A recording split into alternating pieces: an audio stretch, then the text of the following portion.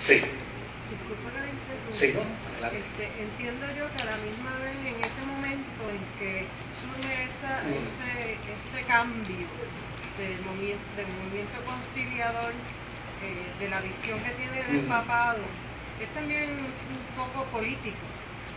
La política permeó siempre, porque con el sentimiento nacionalista de los pueblos europeos, ya los políticos estaban cabildeando y mirando oportunidades para afirmar su autoridad, porque ya era un encontronazo entre la Iglesia y el Estado. Y desde luego, cada vez que ellos veían la oportunidad de que se levantaba algún movimiento de reforma, ellos venían y se alineaban a estos movimientos de reforma con la esperanza de que estos movimientos de reforma les ayudaran aniquilar el poder de la Iglesia para ellos a ellos aniquilar el poder de la Iglesia. Así es que el problema era mucho más serio, porque aun cuando estos reformadores tenían la intención de reformar la Iglesia, la doctrina o las prácticas de la Iglesia, desde luego los políticos, como siempre, veían la buena oportunidad de decir, por aquí nos metemos nosotros y podemos lograr también nuestros objetivos políticos, nuestros objetivos de Estado. Esta gente era gente religiosa, los reyes eran católicos, los gobernantes eran católicos, pero desde luego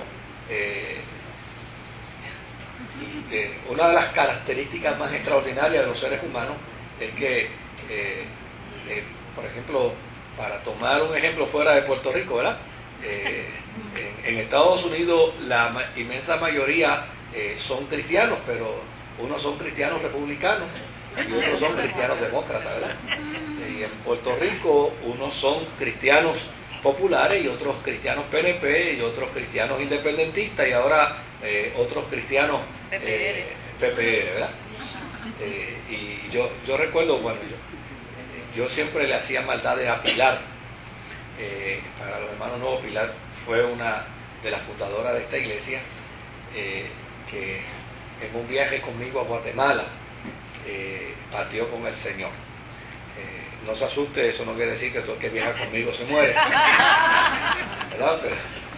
Pero sí, Pilar partió con el Señor. Y yo le hacía mal, miren, la verdad que Pilar me quería de gratis, porque yo le hacía cada maldad a Pilar que era como para que no me mirara jamás.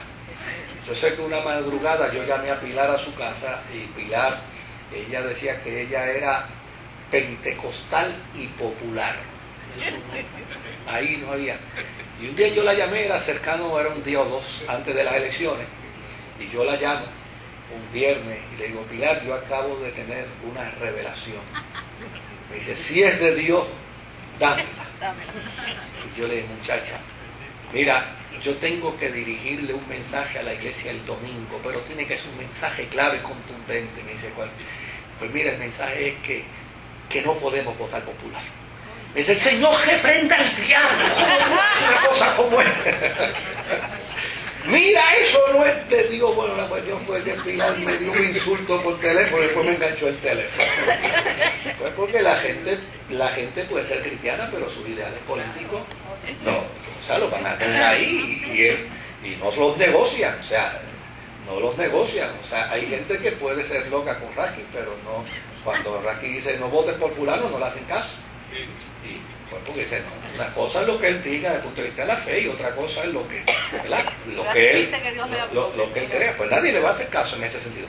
Pero fíjese qué interesante que en este caso en particular, estos religiosos, estos políticos eran religiosos, pero se daban cuenta de que la iglesia los oprimía, porque la iglesia le pedía contribuciones económicas a la gente. Entonces, oye, a cualquier político dice, oye, pero tenerle que dar el IBU a la iglesia, cuando ese IBU puede ser para nosotros, pero vamos a buscar la manera de quitarle el IBU a la iglesia. Entonces, desde luego, como los reformadores de los que vamos a hablar ahora, eran reformadores de doctrina, y entre las cosas que ellos postulaban era lo vergonzoso que resultaba ser para la Iglesia, que pretendiera gobernar lo espiritual y el Estado a la misma vez, que pretendiera recoger ofrendas en el templo y a la misma vez tener control de las arcas del Estado. Entonces, desde luego, cuando un reformador de esto se levantaba con un discurso como ese, el rey decía, eso es de Dios, eso hay que apoyarlo, hay que estar al lado de ese hombre. Así es que los movimientos de reforma siempre tuvieron apoyo de los gobernantes, pero no apoyo porque eran muy espirituales. Era apoyo porque ellos entendían que en alguna medida esas posturas reformistas les beneficiaban a ellos desde una perspectiva política. Así es que vamos a ver si hoy podemos hablar por lo menos de Juan Wycliffe y de Juan Hus, dos de esos grandes reformadores que en alguna medida impactaron la historia con sus posturas y con sus posiciones. No podemos olvidar que como la Iglesia tenía tanta autoridad, tenía el poder de encarcelar y tenía el poder de matar. O sea, la Iglesia tenía el poder, tenía la facultad de emitir sentencias sobre un reo, incluyendo sentencia de muerte. O sea, que cuando se levantaba un reformador dentro de la Iglesia, ese reformador sabía, pero que sabía, que a la larga le podía costar su planteamiento la hoguera, que era prácticamente pues como imagínense, la cuestión esta escatológica, ¿no?, del infierno ardiente. Pues la hoguera era el patíbulo que más se acostumbraba en la época medieval para castigar a los herejes. Así que cuando estamos hablando de estos reformadores, estemos de acuerdo con ellos o no, tenemos que ver gente valiente. Y estos dos eran reformadores de doctrina, ¿no eran? Estos eran reformadores de doctrina, sí. Tenemos que ver que eran gente valiente. Número uno, tenemos que ver que eran gente comprometida con lo que creían. Y que, pues mira, tal vez podemos estar o no estar de acuerdo con lo que ellos decían.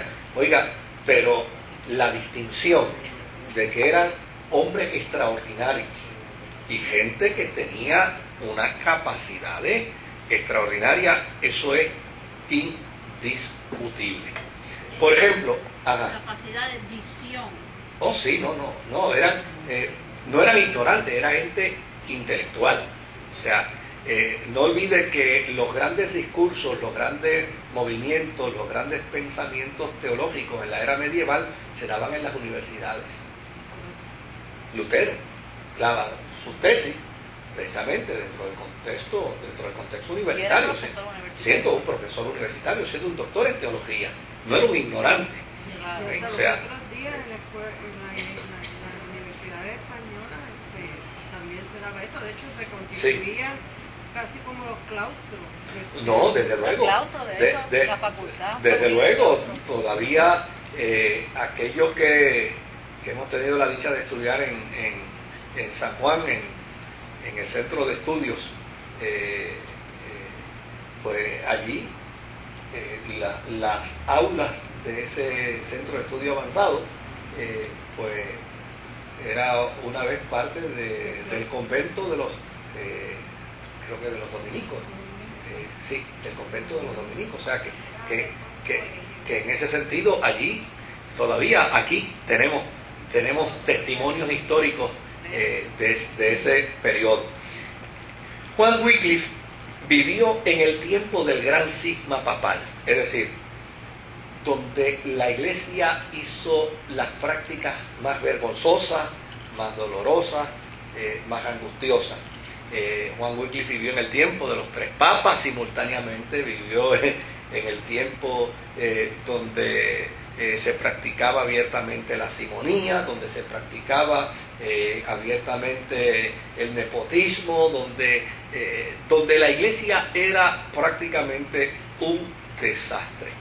Este Juan Wycliffe era oriundo de una pequeña aldea de Inglaterra. Es interesante que no se conoce